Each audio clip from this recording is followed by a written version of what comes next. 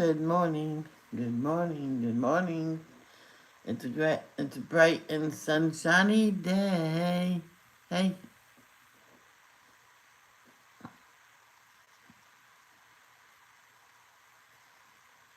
how are you today? I hope you're well.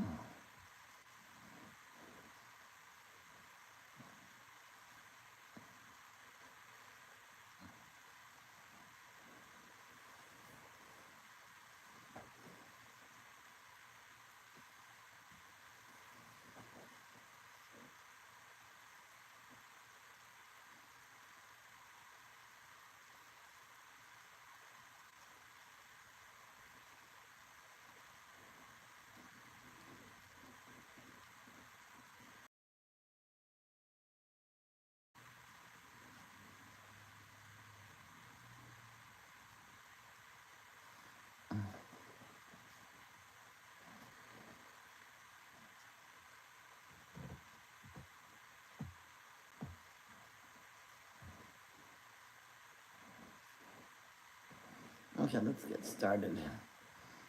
Oh, well, we're gonna listen to the Book of Numbers. I try to do everything when I'm short. I only have limited time that's um examining the scriptures I do. So I'm doing something devotional, you know.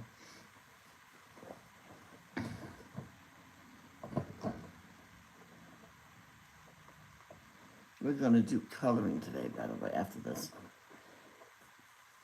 live, I have to do the bring the dog out, get her to go potty, then give her a good scrubbing down, give her a good bath. Um,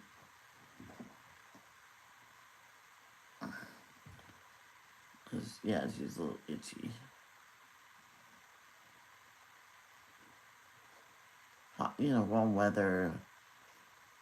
You know, you can't keep dogs away from fleas. I think my brother's gonna get the drops eventually, so that will help us.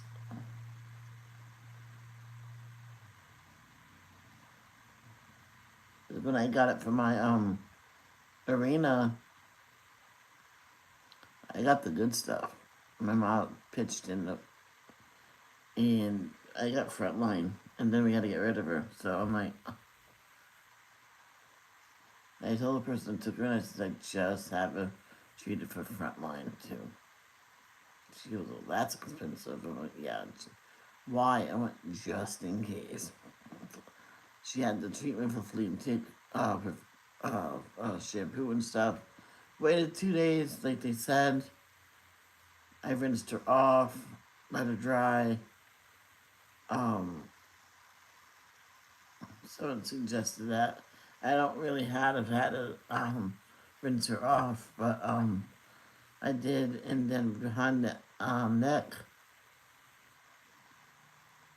um, dogs can't move like that, but, so they don't lick it off.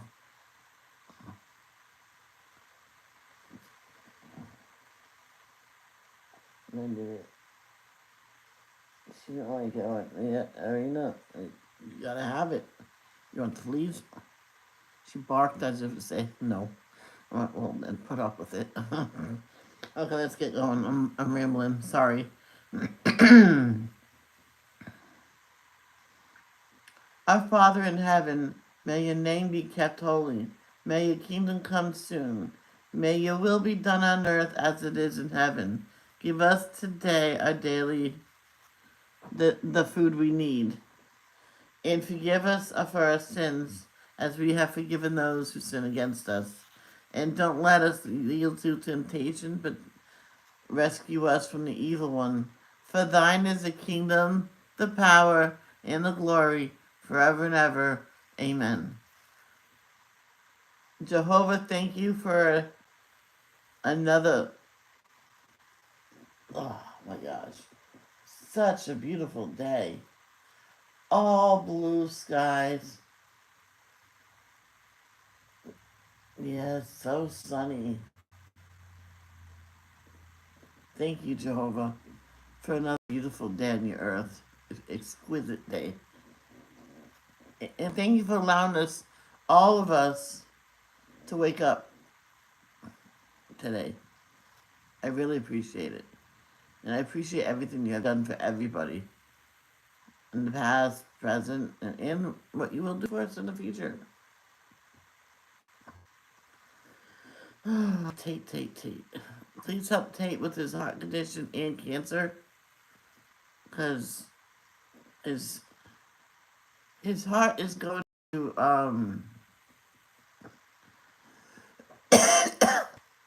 rejection mode because of the treatment for cancer. So the cancer treatment is canceling out the treatment for the heart. So who knows what to do? And the cancer is called the transplant caused the cancer. So give him physical and mental strength to get through everything. Let him be able to fight off the cancer, please. And continue to help Cindy Lee, Lisa, Shannon Doherty, King Charles, Princess Kate, and Jen's friend Shannon, and Isabella Strahan. Please help them. Give them physical, mental strength to fight off their diseases, as well as Celine Dion. Please help her with hers. Give her physical, mental strength to fight off her disease, and help Jenny, Tiffany, Christina, Robin, Taylor, Miss Diane and her daughters, all with their medical and mental health. Please help them all. Give them physical, mental strength to get through their battles. Arnie, just let Arnie know everybody loves him, and he's doing really great trying to run that house, stay in the house as long as possible. As long as his checks keeps coming in, I think he's good. The one thing, people, if you try to run the house by yourself, you need the bills to stay low. If you are not in the other room, shut the light off. If you can, rent out a room to a friend, then they can help with the bills and the cleanup and going through stuff to have yard sale after yard sale. That's what I would do. Continued help Vicky and family, because they're having it rough. Carol and her mom. Please help Carol's tummy. And the next time she has a doctor's appointment, please tell her not to eat. Please help them in the name of Jesus Christ, your son. Amen.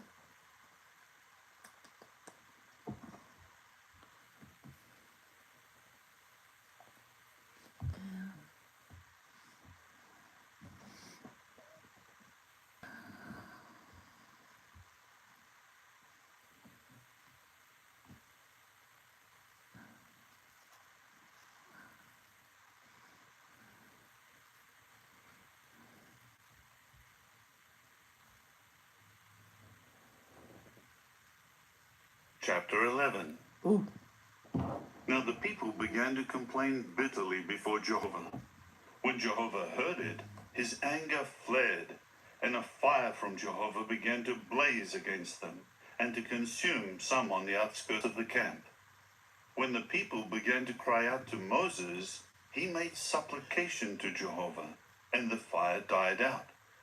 So that place was given the name Taberah, because a fire from Jehovah had blazed against them.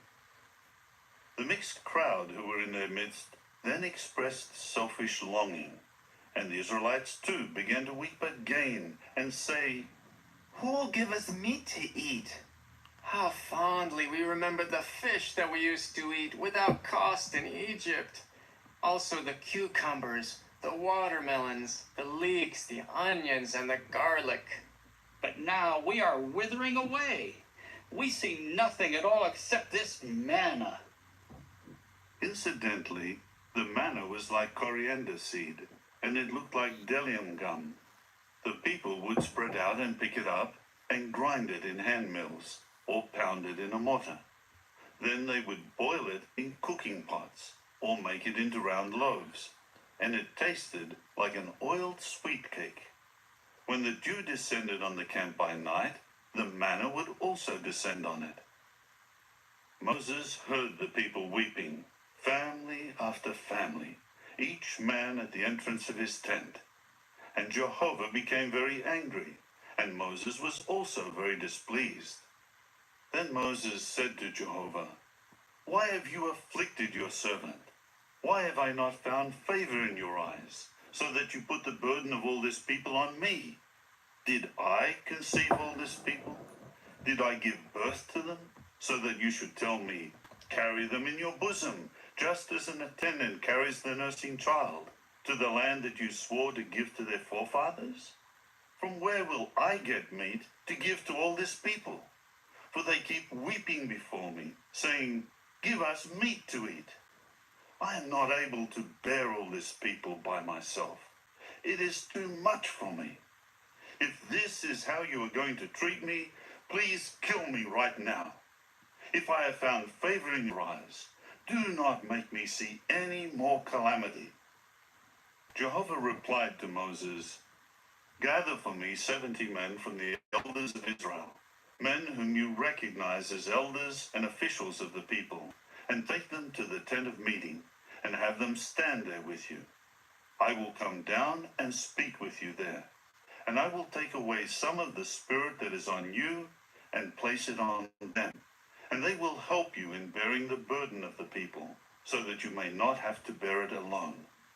You should say to the people, 'Sanctify yourselves for tomorrow, for you will certainly eat meat, because you have wept in Jehovah's hearing, and have said, "Who will give us meat to eat? It was better for us in Egypt." Jehovah will certainly give you meat, and you will eat. You will eat not 1 day, nor 2 days, nor 5 days, nor 10 days, nor 20 days, but for a whole month of days, until it comes out of your nostrils, and it has become loathsome to you.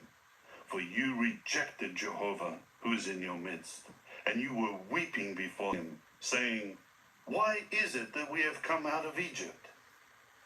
Then Moses said, "The people I am among number 600,000 men on foot, and yet you yourself have said, 'Meat I will give them, and they will eat enough for a whole month of days.' If whole flocks and herds were slaughtered, would it be enough for them? Or if all the fish of the sea were caught, would it be enough for them?" Jehovah then said to Moses, "Is the hand of Jehovah too short? Now you will see whether what I say will happen to you or not." Out and spoke the words of Jehovah to the people. And he gathered 70 men from the elders of the people, and had them stand around the tent. Then Jehovah came down in a cloud and spoke to him, took away some of the spirit that was on him, and put it on each of the 70 elders.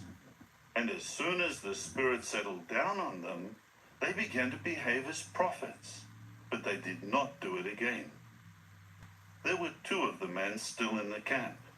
Their names were Eldad and Medad, and the spirit began to settle down on them, as they were among those whose names had been written down, but they had not gone out to the tent. So they began to behave as prophets in the camp. And a young man ran and reported to Moses, Eldad and Medad are behaving as prophets in the camp. Then Joshua the son of Nun, the minister of Moses from his youth, responded and said, "My lord Moses, restrain them." But Moses said to him, "Are you jealous for me? No. I wish that all of Jehovah's people were prophets, and that Jehovah would put his spirit on them. Later, Moses returned to the camp along with the elders of Israel. From Jehovah sprang up and began driving quail from the sea and causing them to fall around the camp, about a day's journey on this side and a day's journey on the other side, all around the camp, and they were about 2 cubits deep on the ground. So all that day and all night and all the next day, the people stayed up and gathered the quail. No one gathered less than 10 homers, and they kept spreading them all around the camp for themselves. But while the meat was still between their teeth, before it could be chewed, Jehovah's anger blazed against the people, and Jehovah began striking the people with a very great slaughter. So they gave that place the name Kibroth Hattaavah, because there they buried the people who showed selfish craving. From Kibroth Hattaavah, the people departed for Hazeroth, and they remained at Hazeroth.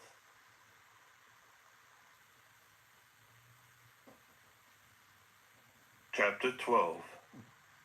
Now Miriam and Aaron began to speak against Moses because of the Cushite wife he had married, for he had taken a Cushite wife.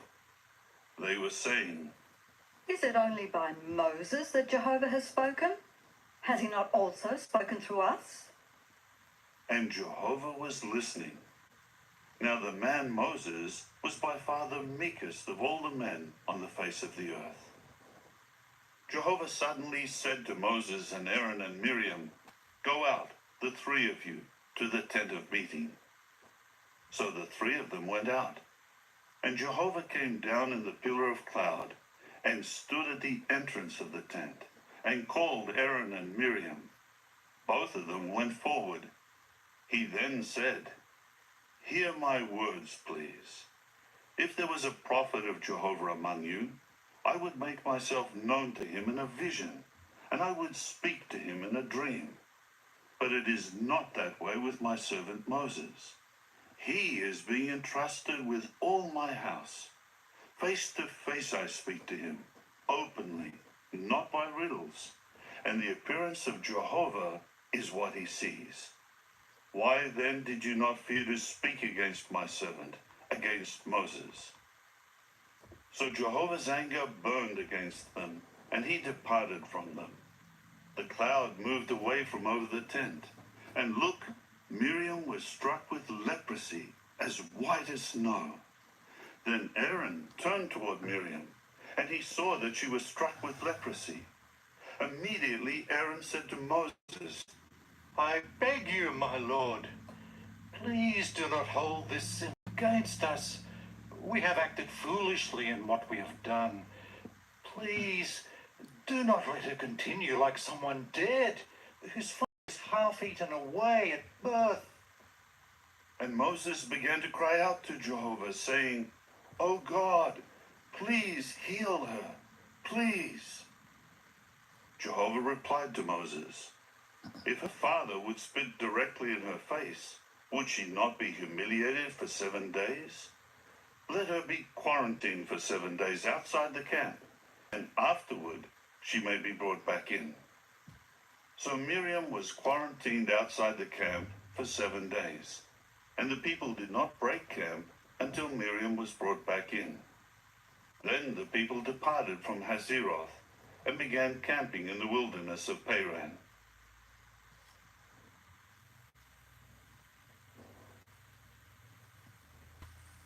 Chapter 13. Jehovah now spoke to Moses, saying, Send out men to spy out the land of Canaan, which I am giving to the Israelites. You are to send out 1 man from each ancestral tribe, each one a chieftain among them. Moses sent them out from the wilderness of Paran at the order of Jehovah. All the men were heads of the Israelites. These are their names. Of the tribe of Reuben, Shemua, the son of Zaccur. Of the tribe of Simeon, Shaphat, the son of Hori.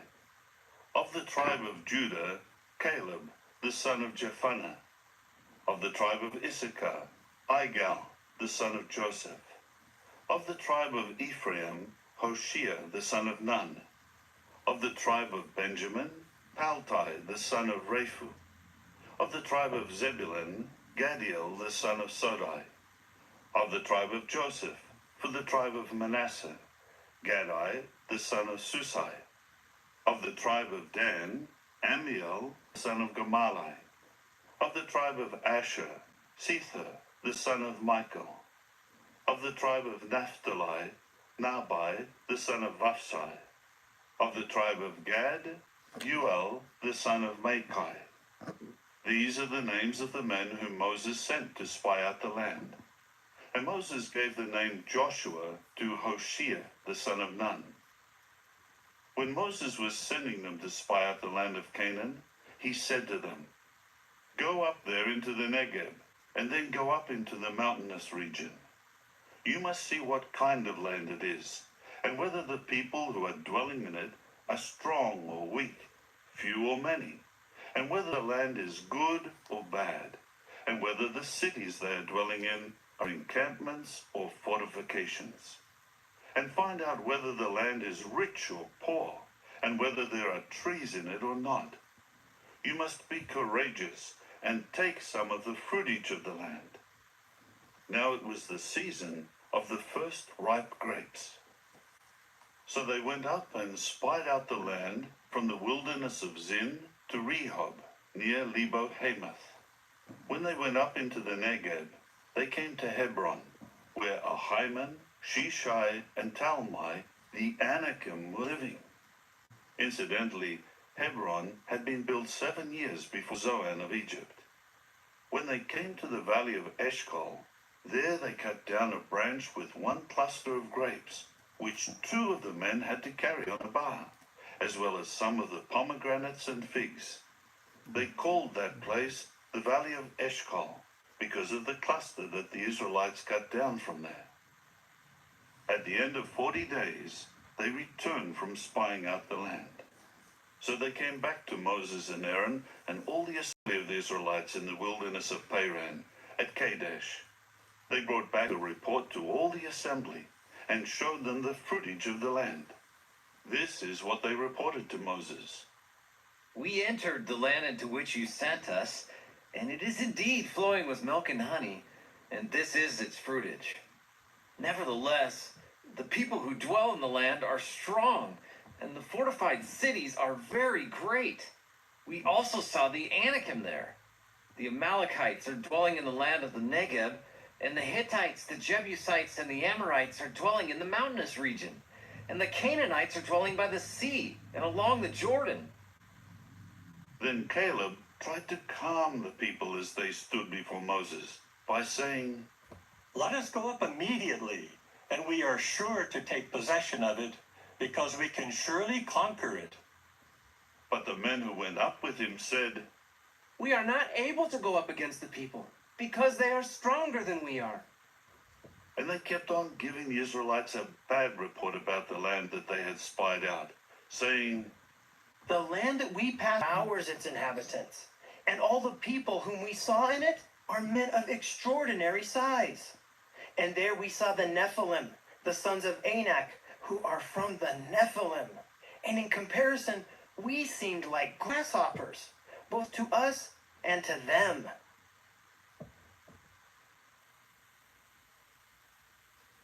Chapter 14.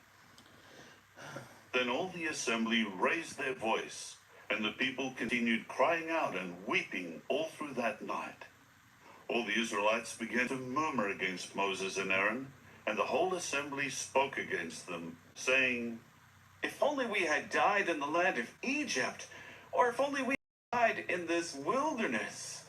Why is Jehovah bringing us to this land to fall by the sword? Our wives and... Always appreciate what you have. Appreciate people's help. You know, Jehovah could have left them in Egypt. Let them still be slaves and suffering. But he chose to help them. And they weren't so grateful now, were they? children will become plunder. Is it not better for us to return to Egypt?" They were even saying to one another, Let us appoint a leader and return to Egypt. At this, Moses and Aaron fell with their faces to the ground before the whole assembled congregation of the Israelites. Joshua the son of Nun and Caleb the son of Jephunneh, who were among those who spied out the land, ripped their garments apart, and they said this to all the assembly of the Israelites. The land that we passed through to spy out is a very, very good land. If Jehovah is pleased with us, he will certainly bring us into this land and give it to us, a land that is flowing with milk and honey. But you must not rebel against Jehovah, and you must not fear the people of the land, for we will devour them. Their protection has been removed from them, and Jehovah is with us. Do not fear them. However, all the assembly talked of stoning them. But Jehovah's glory appeared on the tent of meeting to all the people of Israel. Then Jehovah said to Moses, How much longer will this people treat me without respect? And how much longer will they not put faith in me, in spite of all the signs that I performed among them? Let me strike them with pestilence and drive them away, and let me make you into a nation greater and mightier than they are. But Moses said to Jehovah, Then the Egyptians, from whose midst you brought this people out by your power, will hear, and they will speak about it to the inhabitants of this land. These also have heard that you, Jehovah, are among this people, and have appeared to them face to face. You are Jehovah, and your cloud is standing over them, and you are going before them in the pillar of cloud by day, and in the pillar of fire by night. If you put this people to death all at once, the nations who have heard of your fame would say this, Jehovah was not able to bring this people into the land he swore to give them, so he slaughtered them in the wilderness. Please now, Jehovah, let your power be great, as you promised when you said, Jehovah, slow to anger and abundant in loyal love, pardoning error and transgression, fathers upon sons, upon the third generation, and upon the fourth generation. Forgive, please, the error of this people according to your great loyal love, just as you have pardoned this people from Egypt until now. Then Jehovah said, I forgive them according to your word. But on the other hand, as surely as I live, all the earth will be filled with the glory of Jehovah. However, not one of the men who have seen my glory and my signs that I performed in Egypt and in the wilderness, and yet have kept testing me these 10 times, and have not listened to my voice, will ever see the land about which I swore to their fathers. No, not one of those treating me without respect will see it. But because my servant Caleb had a different spirit, and kept following after me wholeheartedly, I will certainly bring him into the land where he went, and his offspring will take possession of it. Since the Amalekites and the Canaanites are dwelling in the valley, you should turn back tomorrow and set off for the wilderness by the way of the Red Sea. Jehovah then said to Moses and Aaron, How much longer will this evil assembly keep up this murmuring against me? I have heard what the Israelites are murmuring against me. Say to them, As surely as I live, declares Jehovah, I will do to you just what I have heard you speak. In this wilderness your corpses will fall, yes, the whole number of you, from 20 years old and up, who were registered, all of you who have murmured against me. None of you will enter into the land that I swore to have you reside in, except Caleb the son of Jephunneh and Joshua the son of Nun. And I will bring in your children, who you said would become plunder, and they will get to know the land that you have rejected. But your own corpses will fall in this wilderness.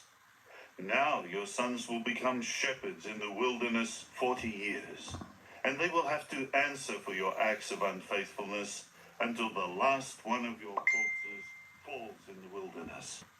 According to the number of the days that you spied out the land, 40 days, a day for a year, a day for a year, you will 40 years, for you will know what it means to oppose me.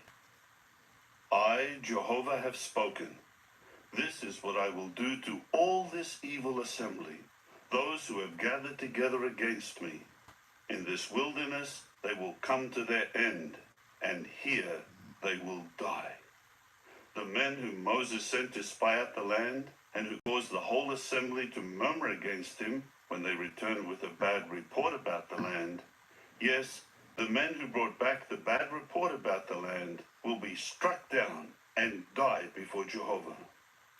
But Joshua the son of Nun and Caleb the son of Jephunneh, who were among those who went to spy out the land, will certainly keep living. When Moses spoke these words to all the Israelites, the people began to mourn a great deal. Moreover, they got up early in the morning and tried to go up to the top of the mountain, saying, Here we are ready to go up to the place that Jehovah spoke about, for we have sinned. But Moses said, Why are you going beyond the order of Jehovah? This will not succeed. Do not go up, for Jehovah is not with you, and you will be defeated by your enemies. For the Amalekites and the Canaanites are there to face you, and you will fall by the sword. Because you turned away from following Jehovah, Jehovah will not be with you. However, they presumptuously went toward the top of the mountain, but the ark of Jehovah's covenant and Moses did not move away from the middle of the camp. Then the Amalekites and the Canaanites who were dwelling in that mountain came down and struck them, scattering them as far as Hormah. I got confused because that was Chapter highlighted. 15. I got confused. Jehovah spoke further to Moses, saying, Speak to the Israelites and say to them, When you eventually come into the land that I am giving you to dwell in, and you make an offering by fire to Jehovah from the herd or from the flock, whether a burnt offering or a sacrifice to perform a special vow, or a voluntary offering, or an offering during your seasonal festivals, in order to make a pleasing aroma to Jehovah, the one presenting his offering must also present to Jehovah a grain offering of fine flour, 1/10 of an ephah, mixed with 1/4 of a hin of oil. You should also offer wine as a drink offering, 1/4 of a hin, together with the burnt offering, or for the sacrifice of each male lamb. Or for a ram, you should make a grain offering of 2/10 of an ephah measure of fine flour, mixed with 1/3 of a hin of oil. And you should present wine as a drink offering, 1/3 of a hin, as a pleasing aroma to Jehovah. But if you should offer a male of the herd as a burnt offering, or a sacrifice to perform a special vow, or communion sacrifices to Jehovah, you should also present together with the male of the herd a grain offering of 3/10 of an ephah measure of fine flour, mixed with 1/2 a hin of oil. You should also present wine as a drink offering, 1/2 a hin, as an offering made by fire, as a pleasing aroma to Jehovah. This is what should be done for each bull, or for each ram, or for each of the male lambs or of the goats. Hold on. That's number 12.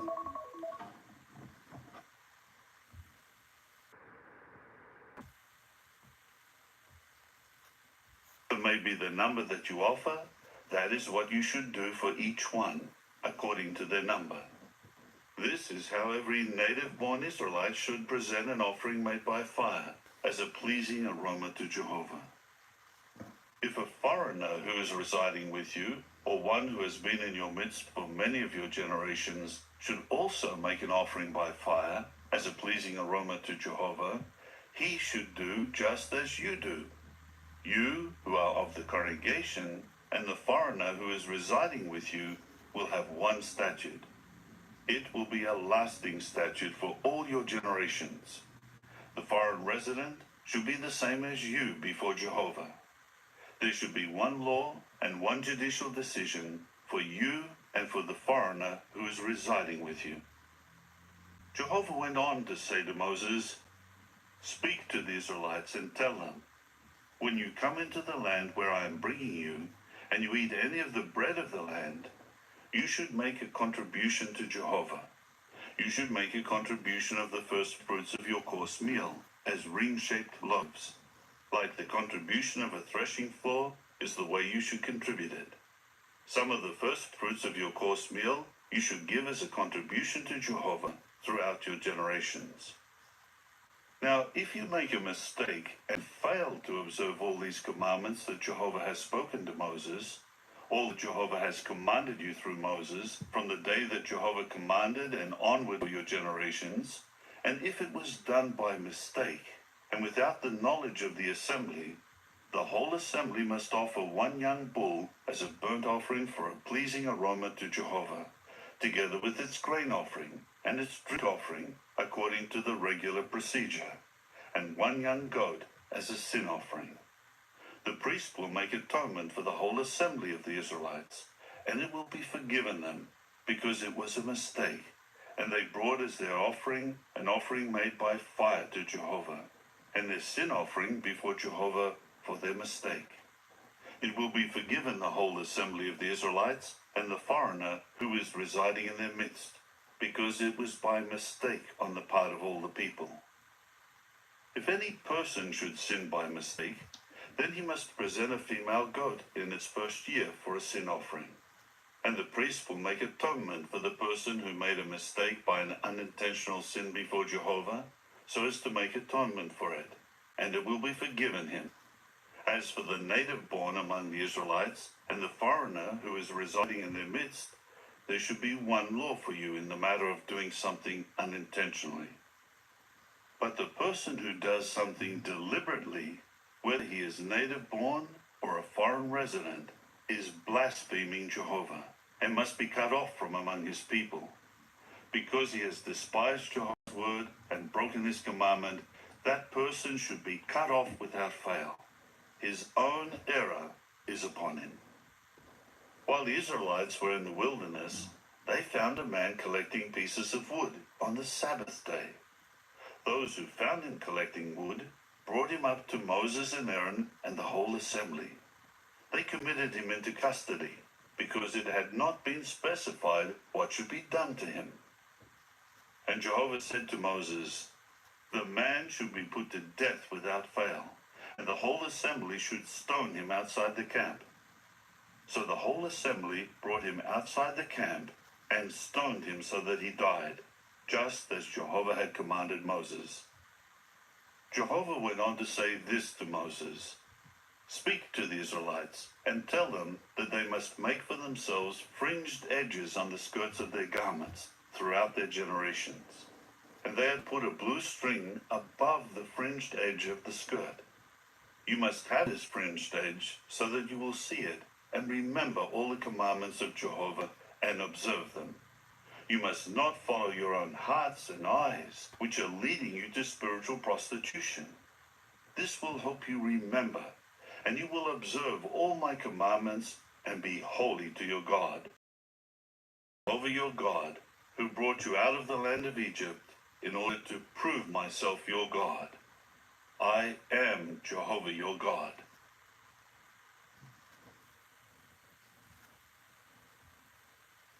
Chapter 16. Then Korah, the son of Izhar, the son of Kohath, the son of Levi, got up, together with Dathan and Abiram, the sons of Eliab, and On, the son of Peleth, of the sons of Reuben.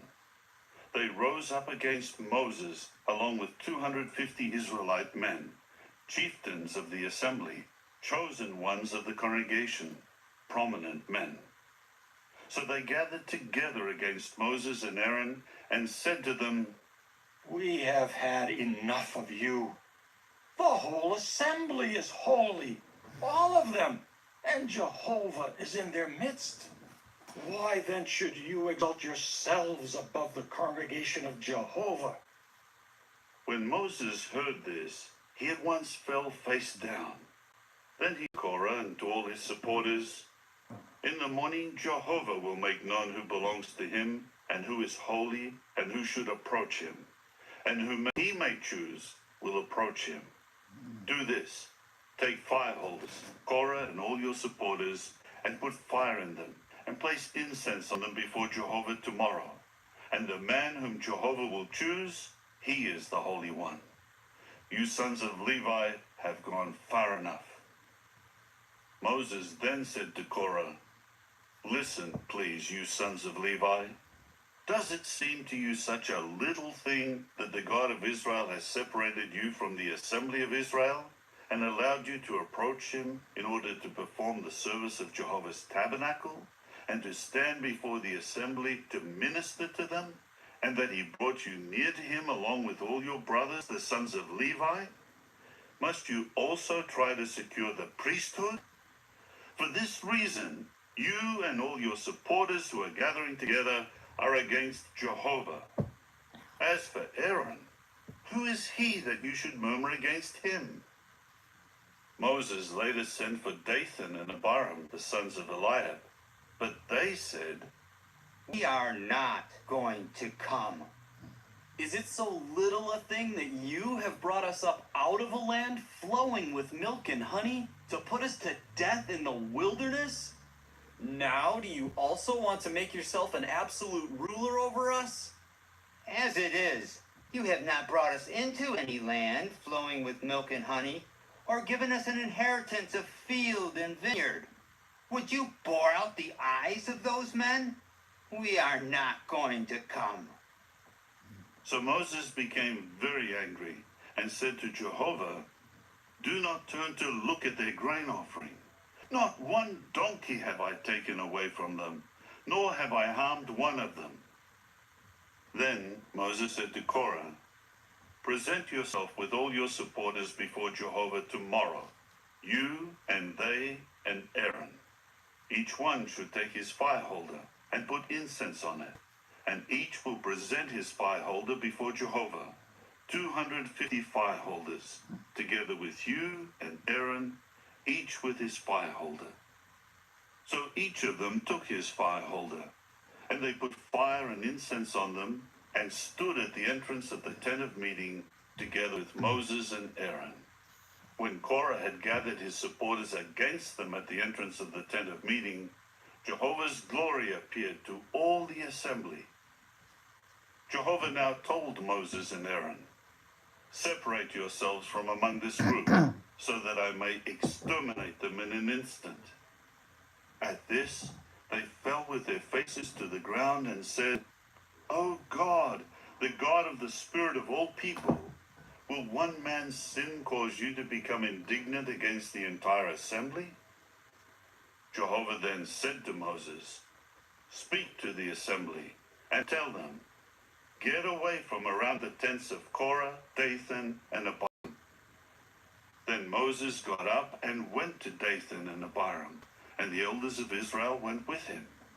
He told the assembly, Move away, please, from the tents of these wicked men, and do not touch anything that belongs to them, so that you may not be swept away in all their sin. They immediately moved away from the tents of Korah, Dathan, and Abiram, from every side, and Dathan and Abiram came out, taking their stand at the entrance of their tents, together with their wives, their sons, and their little children. Then Moses said, By this you will know that Jehovah has sent me to do all these things, that it is not of my own heart.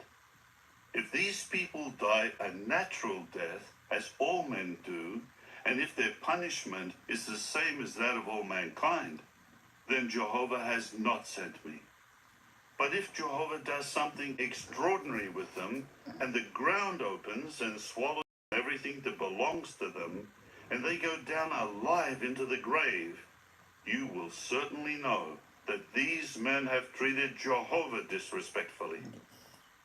As soon as he finished speaking all these words, the ground beneath them split apart, and the earth opened and swallowed them up, along with their households and everyone who belonged to Korah and all their goods. So they and all who belonged to them went down alive into the grave, and the earth covered them over, so that they perished from the midst of the congregation. All the Israelites who were around heard their screaming, For they said, We are afraid that the earth may swallow us up. men offering the incense. Jehovah now said to Moses, tell Eleazar the son of Aaron the priest to take the fire holders out of the fire, for they are holy. Also tell him to scatter the fire some distance away. The fire holders of the men who sinned at the cost of their lives should be made into thin metal plates to overlay the altar, because they presented them before Jehovah, and they became holy. They should serve as a sign to the Israelites. So Eleazar the priest took the copper fire holders that had been presented by those who were burned up, and beat them to overlay the altar, just as Jehovah had told him through Moses. It was a reminder for the Israelites that no unauthorized person who is not of the offspring of Aaron should approach to burn incense before Jehovah, and that no one should become like Korah and his supporters. On the very next day, the whole assembly of the Israelites began to murmur against Moses and Aaron, saying, You two have put Jehovah's people to death. When the assembly had gathered together against Moses and Aaron, they then turned toward the tent of meeting, and look, the cloud covered it, and Jehovah's glory began to appear. Moses and Aaron went before the tent of meeting, and Jehovah said to Moses, You men, remove yourselves from among this assembly, so that I may exterminate them in an instant. At this, they fell with their faces to the ground. Moses then said to Aaron, Take the fire holder, and put fire from the altar in it, and put incense on it, and go quickly to the assembly and make atonement for them, because indignation has gone out from Jehovah. The plague has started. Aaron at once took it, just as Moses had said, and ran into the midst of the congregation. And look, the plague had started among the people. So he put the incense on the fire holder, atonement for the people.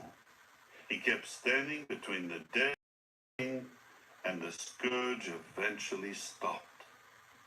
Those who died from the scourge amounted to 14,700, besides those dead on account of Korah. When at last Aaron returned to Moses at the entrance of the tent of meeting, the scourge had been stopped.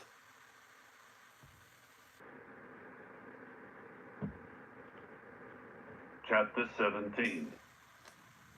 Jehovah now said to Moses, Speak to the Israelites, and take from them one rod for each paternal house, from the chieftains of each paternal house, 12 rods in all. Write the name of each one on his rod. You should write Aaron's name on Levi's rod, because there is one rod for the head of each paternal house. Deposit the rods in the tent of meeting before the testimony, where I regularly present myself to you. And the rod of the man whom I choose will bud, and I will put a stop to the murmuring of the Israelites against me, which they are also murmuring against you. So Moses spoke to the Israelites, and all their chieftains, a rod for each chieftain of a paternal house, 12 rods, and Aaron's rod was among their rods. Then Moses deposited the rods before Jehovah in the tent of the testimony. On the next day, when Moses went into the tent of the testimony, look, Aaron's rod for the house of Levi had budded, and was bringing forth buds and blossoming flowers and bearing ripe almonds. Moses then brought out all the rods from before Jehovah to all the people of Israel. They looked at them, and each man took his own rod, and said to Moses, Put Aaron's rod back before the testimony, as something to be kept for a sign to the sons of rebelliousness, so that their murmurings against me may cease, and so that they may not die. Moses immediately did just as Jehovah had commanded him. He did just so. The Israelites then said to Moses, Now we will die. We will surely perish. We are all going to perish. Anyone who even comes close to Jehovah's tabernacle will die.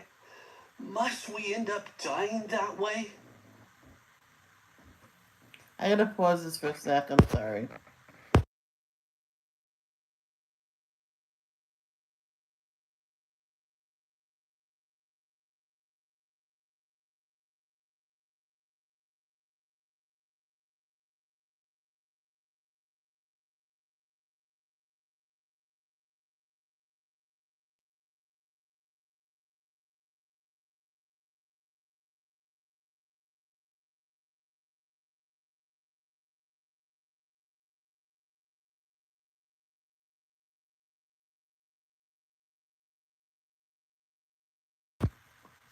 Okay, we're back in business.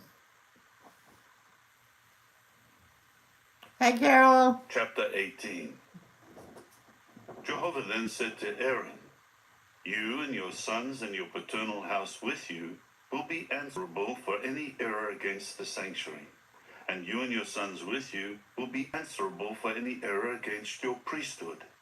Also bring near your brothers of the tribe of Levi, your ancestral tribe, so that they may join you and your sons before the tent of the testimony.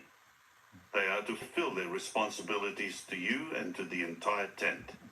However, they must not come near the utensils of the holy place and the altar, so that neither they nor you may die.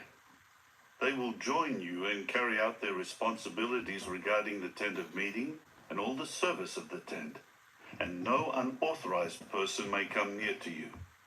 You must carry out your responsibility toward the holy place and the altar, so that no further indignation may come against the people of Israel. I myself have taken your brothers, the Levites, from among the Israelites as a gift for you. They are given to Jehovah to care for the service of the tent of meeting. You and your sons are responsible for your priestly duties pertaining to the altar and what is inside the curtain. Go ahead. And you are to render the service. I have given the service of the priesthood as a gift to you, and any unauthorized person who approaches should be put to death." Jehovah spoke further to Aaron, "I myself put you in charge of the contributions made to me. I have given to you and to your sons a portion of all the holy things contributed by the Israelites as a permanent allowance. This will be yours out of the most holy offerings made by fire. Every offering they make, including their grain offerings and their sin offerings and their guilt offerings that they bring to me. It is something most holy for you and for your sons. In a most holy place you should eat it. Every male may eat it.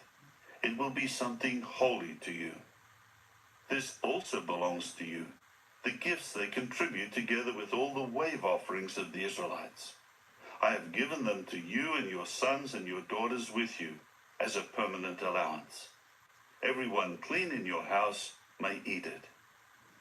All the best of the oil and all the best of the new wine and the grain, their first fruits, which they give to Jehovah, I give them to you.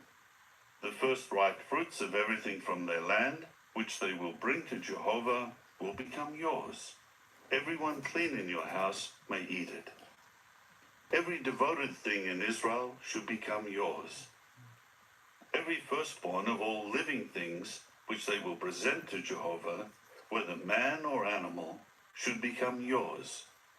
However, you should without fail redeem the firstborn of mankind, and the firstborn of the unclean animals you should redeem. You should redeem it with a redemption price when it is a month old and up, by the estimated value of 5 silver shekels, according to the standard shekel of the holy place. It is 20 gerahs. Only the firstborn bull, or firstborn male lamb, or firstborn goat you should not redeem. They are something holy. You should sprinkle their blood on the altar, and their fat you should make smoke as an offering made by fire for a pleasing aroma to Jehovah. And their flesh should become yours. Like the breast of the wave offering, and like the right leg, it should become yours. All the holy contributions that the Israelites will contribute to Jehovah, I have given to you and your sons and your daughters with you as a permanent allowance. It is a lasting covenant of salt before Jehovah, for you and your offspring with you.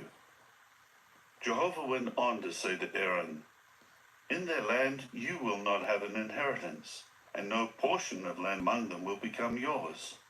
I am your portion and your inheritance in the midst of the Israelites. Now see that I have given to the sons of Levi every 10th part in Israel, as an inheritance in return for the service they are carrying out, the service of the tent of meeting. No longer may the people of Israel approach the tent of meeting, or else they will incur sin and die.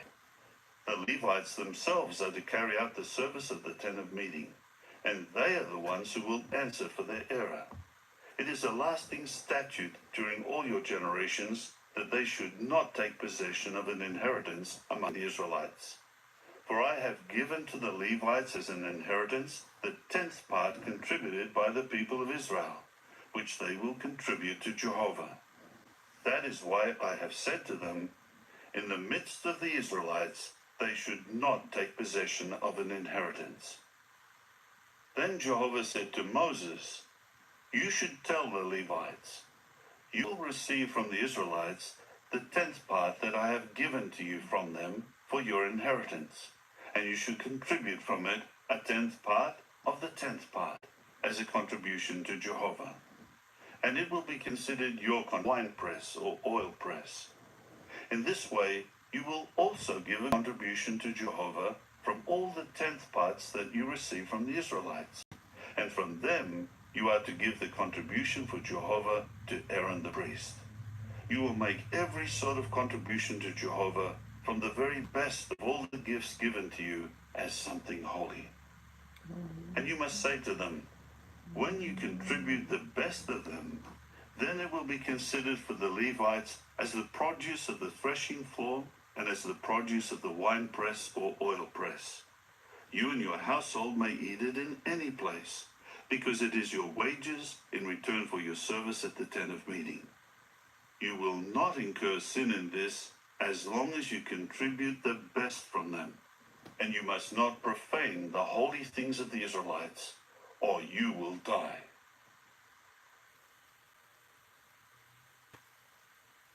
Chapter 19.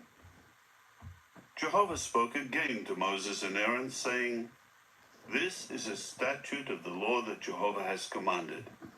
Tell the Israelites that they should take for you a sound red cow, in which there is no defect, and upon which no yoke has come. You are to give it to Eleazar the priest, and he will lead it outside the camp, and it will be slaughtered before him. Then Eleazar the priest will take some of its blood with his finger, and spatter its blood 7 times straight toward the front of the tent of meeting. The cow will then be burned before his eyes. Its skin and its flesh and its blood, together with its dung, will be burned. And the priest will take cedar wood, hyssop, and scarlet material, and throw them into the fire where the cow is being burned.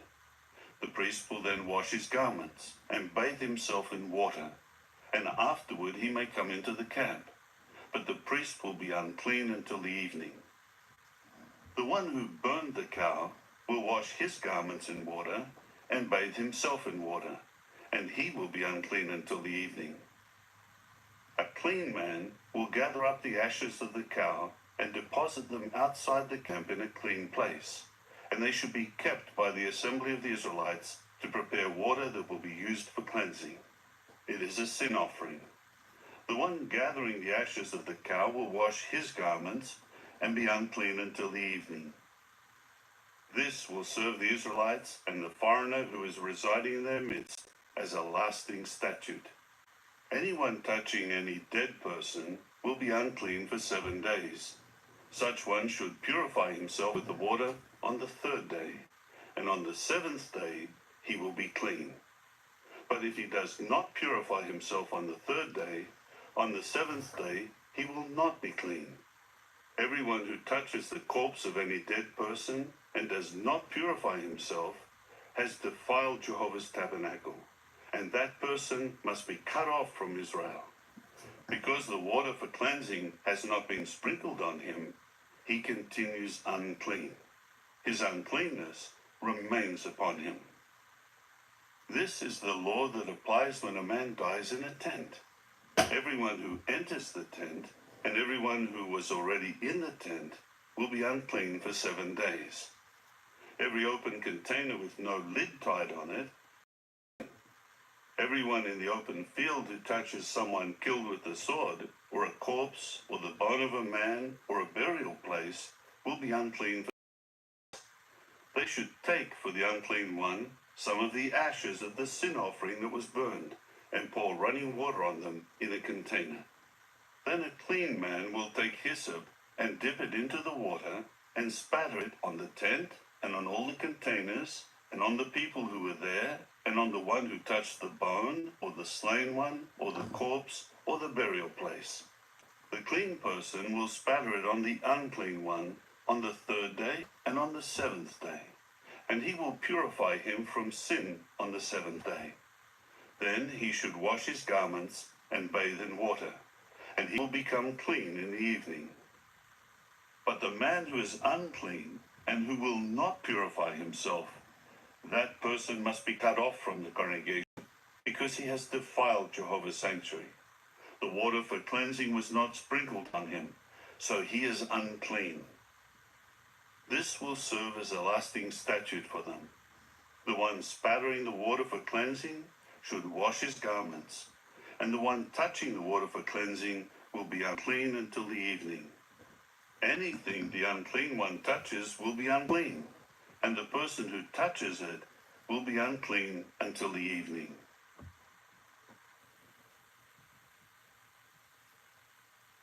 Chapter 20. Last In the one. first month, the entire assembly of the Israelites came into the wilderness of Zin, and the people began dwelling in Kadesh. It was there that Miriam died and was buried. Now there was no water for the assembly, and they gathered together against Moses and Aaron. Do you hear me, The Carol? people were quarreling with Moses, saying, If only we had died when our brothers died before Jehovah. Why have you brought Jehovah's congregation into this wilderness for us and our livestock to die here? And why have you led us up out of Egypt to bring us into this evil place? It is no place for seed and figs and vines and pomegranates, and there is no water to drink. Then Moses and Aaron came from before the congregation to the entrance of the tent and fell with their faces to the ground, and Jehovah's glory began to appear to them. Then Jehovah said to Moses, "Take the rod and call the assembly together, you and Aaron your brother, and speak to the crag before their eyes, that it may give its water. And you will bring out water for them from the crag, and give the assembly and their livestock something to drink." So Moses took the rod from before Jehovah, just as he had commanded him. Then Moses and Aaron called the congregation together before the crag, and he said to them, "Hear now, you rebels, must we bring out water for you from this crag?" With that Moses lifted his hand up and struck the crag twice with his rod, and much water began to pour out, and the assembly and their livestock began to drink. Jehovah later said to Moses and Aaron, "Because you did not show faith in me and sanctify me before the eyes of the people of Israel, you will not bring this congregation into the land that I will give them." These are the waters of Meribah, where the Israelites quarreled with Jehovah, so that he was sanctified among them. Then Moses sent messengers from Kadesh to the king of Edom. This is what your brother Israel says. You well know all the hardship that we have experienced. Our fathers went to Egypt, and we dwelled in Egypt many years, and the Egyptians mistreated us and our fathers. Finally, we cried out to Jehovah, and he heard us and sent an angel and brought us out of Egypt. And here we are in Kadesh, a city on the border of your territory. Please, let us pass through your land. We will not pass through any field or vineyard, and we will not drink the water of any well. We will march on the king's road without turning to the right or the left until we pass through your territory. However, Edom said to him, "You may not pass through our territory. If you do, I will come out with the sword to meet you." In turn, the Israelites said to him, By the highway we will go up, and if we and our livestock drink your water, we will pay for it. We want nothing more than to pass through on foot. Still, he said, You may not pass through. With that, Edom came out to encounter him with many people and a strong army. So Edom refused to allow Israel to pass through his territory. Therefore, Israel turned away from him. The people of Israel, the entire assembly, departed from Kadesh and came to Mount Hor. Then Jehovah said to Moses and Aaron in Mount Hor, by the border of the land of Edom, Aaron will be gathered to his people. He will not enter the land that I will give to the Israelites, because you both rebelled against my order regarding the waters of Meribah. Take Aaron and his son Eleazar, and bring them up into Mount Hor. Remove Aaron's garment with Eleazar his son with them, and Aaron will die there. So Moses did just as Jehovah had commanded, and they climbed Mount Hor before the eyes of all the assembly. Then Moses removed Aaron's garments, and clothed Eleazar his son with them. After that Aaron died there on the top of the mountain. And Moses and Aaron came down from the mountain. When all the assembly saw that Aaron had died, the entire house of Israel wept for Aaron for 30 days.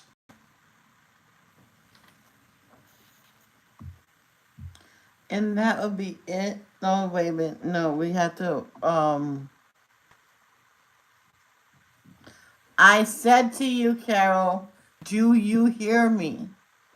I want to make sure you have no delay at this point. So if you hear what I'm saying now, I will start reading your passage.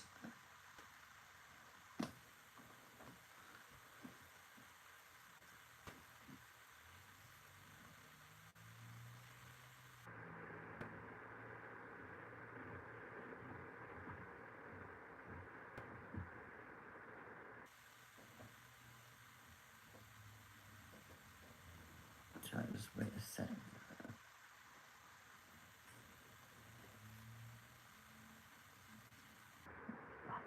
Oh, she's in. Oops.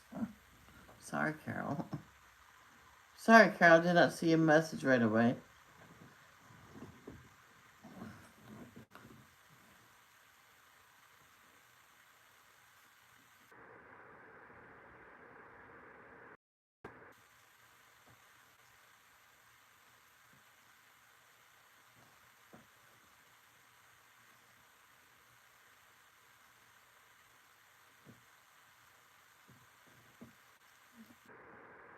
Carol. Well, I'm just going to read your passage if you hear me. Her passage is Exodus chapter 32 verse... No, yeah.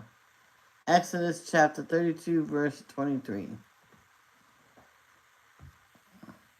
So they said to me,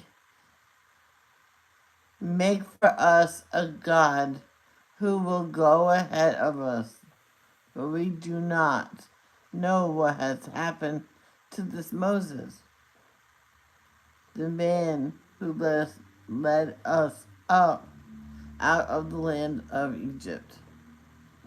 Yes, that's a good one. It's kind of funny how we were just studying that. So, I'm gonna go now. I have to do a few things before I go live at 10. And remember, it is, StreamYard's Saturday. So I will see you then. Love, don't judge. Peace out.